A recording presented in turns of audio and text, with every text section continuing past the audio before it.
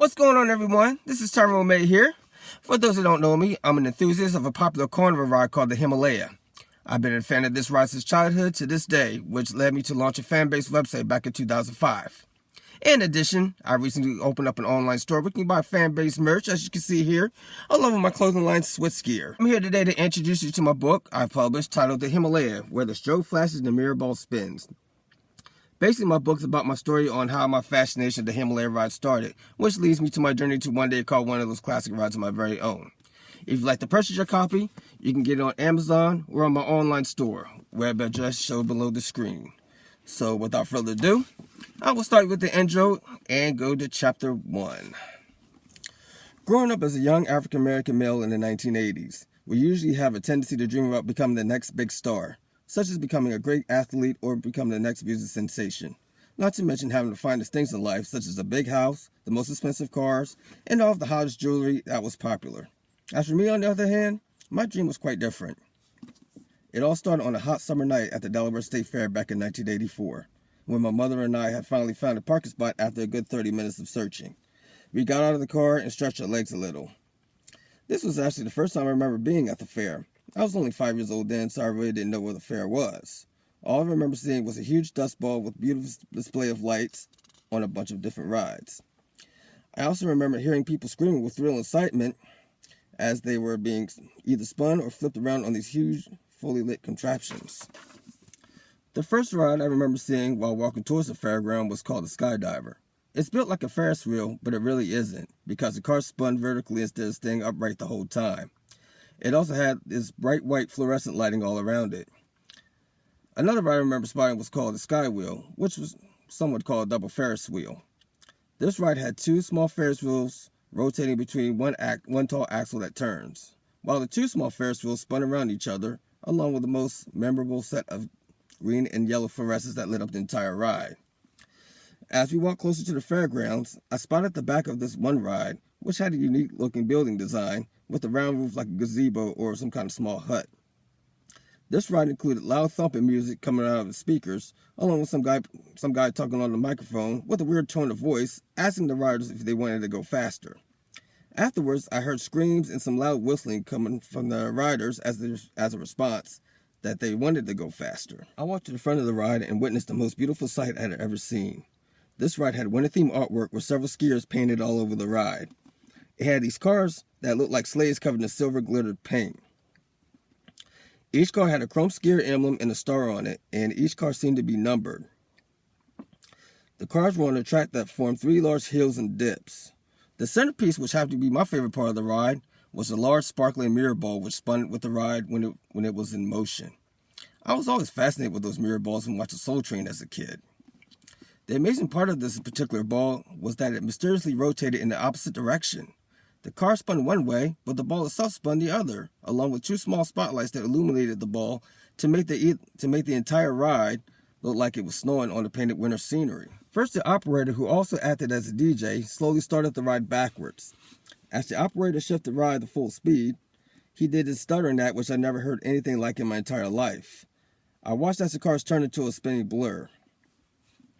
The strobe light flashed at a rapid speed inside a tunnel attached to the middle of the ride behind the spinning mirror ball as the siren wailed very loudly.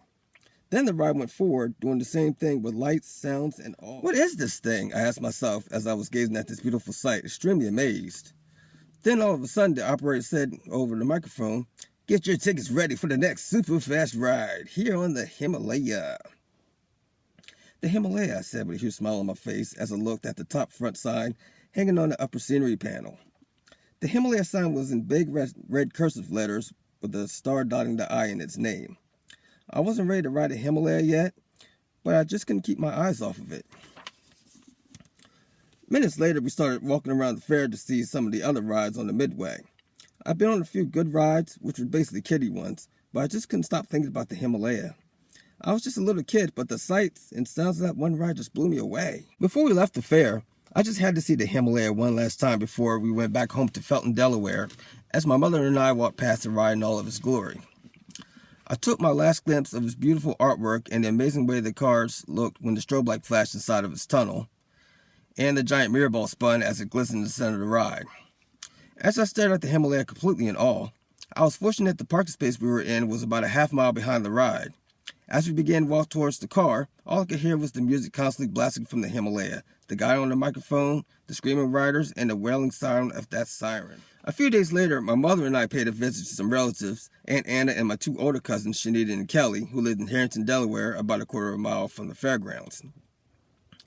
The next day, my mother had plans to take me and my two cousins to the fair. I, of course, was excited because I just couldn't wait to see the Himalaya again. Shanita and Kelly got their hair done, and since they were sisters, they had their hair braided the same way as each other. After everyone was groomed and dressed, we were ready to start the day at the fair. On the way to the fairgrounds, I just kept going on and on about seeing the Himalaya and hearing the DJ talk on the microphone. As soon as we arrived to the familiar parking spot, we paid the admission fee and started heading towards the midway. As we walked down the same path that led back to the Himalaya, I heard the loud music, the DJ, and the siren, and I knew the Himalaya was the first thing I wanted to see. As we walked closer, I started checking out the beautiful slow-themed artwork on the back inside of the ride, until I finally reached in the front. I watched as the glitter-painted sleigh-shaped cars whisked around the three-hill track, going round and round, in and out of the tunnel as the giant mirror ball spun in the center of the ride. Even in the daylight, it was a beautiful sight to see. My mother asked if we wanted to ride the Himalaya. Shanita and Kelly said yes, but I backed out. Even though I just couldn't stop watching this amazing ride, I felt a little intimidated, and I just wasn't ready to ride this musical speed machine. As Shanita and Kelly grabbed the tickets and went on, I stood and watched the ride do its thing. I felt a little regret that I didn't take the chance to ride the Himalaya, but as I said before, I just wasn't ready yet.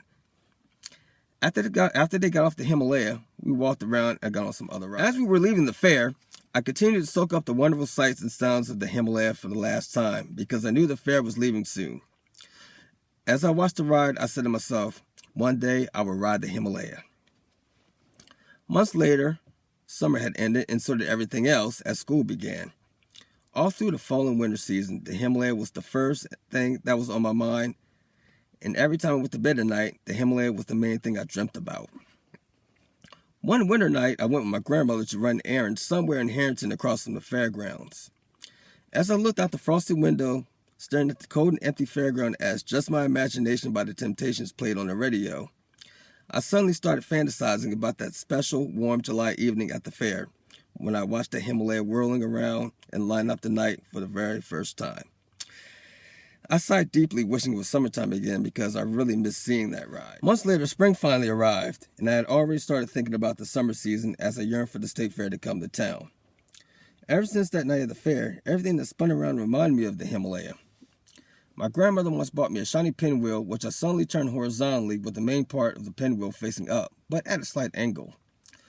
So when the wind blew it around, in my mind, it looked like the Himalaya going backwards. And when it reflected just right, it started reminding me of the flashing white strobe light on the Himalaya when it reached top speed. One evening, my grandmother, her boyfriend, and I went out to dinner, so I decided to grab my pinwheel as we headed toward the car. As soon as we got going, I rolled the window down and turned my pinwheel that same way as before and started pretending I was at the fair watching the Himalaya, but going back. Even when I had to go clothes shopping with my mother, I went to any of the round turning racks where the shirts or pants hung and started spinning the racks around and around. Now, it could have been my imagination, but it looked like the center pole of the turning rack was somehow rotating in the opposite direction, similar to the mirror ball in the center of the ride. I was only 5 years old at the time, and I already had it bad for this ride. Even during my years in school, when we eventually learned about the Himalaya Mountains, my face always lit up brighter than the sun every time the teacher even mentioned the word Himalaya.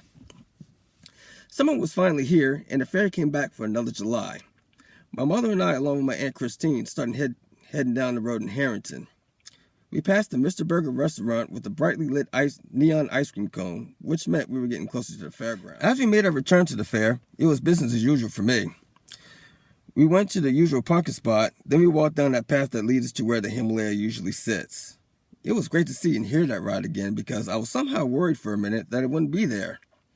Weeks before, I'd stayed at my Aunt Anna's with my cousins Shanita and Kelly, and there were rumors that the fair was replacing the Himalaya with a new roller coaster. Thankfully, that wasn't true because the fair just wouldn't be complete without that beautiful ride. As soon as I rushed to the front of the Himalaya, I noticed there was something different about it that year. It was the same ride, but it had some new artwork. I first noticed the new painting on its tunnel. This time it had Himalaya painted these big red wooden style letters with snow on top of each letter. This new scenery also features people riding on toboggans. The back scenery inside the tunnel had a painting of a lady wearing a red figure skating outfit on the left side going into the tunnel. And on the right side, there was a painting of a couple riding on a horse-drawn sleigh. Personally, I missed the old painting, but this new artwork gave this old ride a whole new identity. As I watched the ride go round and round with its flashing lights, sounds, and all, I still didn't feel ready to take that next step. So instead, we walked around to see the other rides, but as usual, I just could not stop thinking about the Himalaya. As we walked around the midway, I saw a similar ride called the Flying Bobs. It had pictures of skiers in the middle of the ride, and it had music just like the Himalaya, but this ride only had 2 large hills, and the car swung out when it ran at full speed. As much as I admired the Himalaya, I was too afraid to ride it as it was, and even the thought of riding the Flying Bobs was a little too extreme for me at the time. As we left the fair, I was taking my last glance at the Himalaya. I was determined to ride it, but something inside me said that day would come, not just yet. And there you have it. That was chapter 1 of my book, The Himalaya with Strobe Flashing and Mirror Ball Spins. Be sure to subscribe on my YouTube channel and let me know what you think. And if you'd like to buy my book, you can buy it on Amazon or on my online store along with tons of fan-made merch. I'll be back on here next month with chapter 2. So until then, as we say in the Himalaya world, keep the mirror ball spinning. Take care.